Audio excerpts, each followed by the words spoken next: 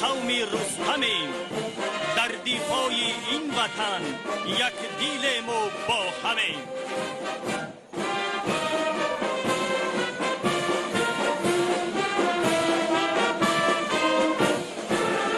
محض توجه و غمخواری های پیوسته پیشوای ملت پرزیدنت جمهوری تاجیکستان محترم امام علی رحمان بود که مؤسسه های تعلیمی حربی بنیاد گردیده.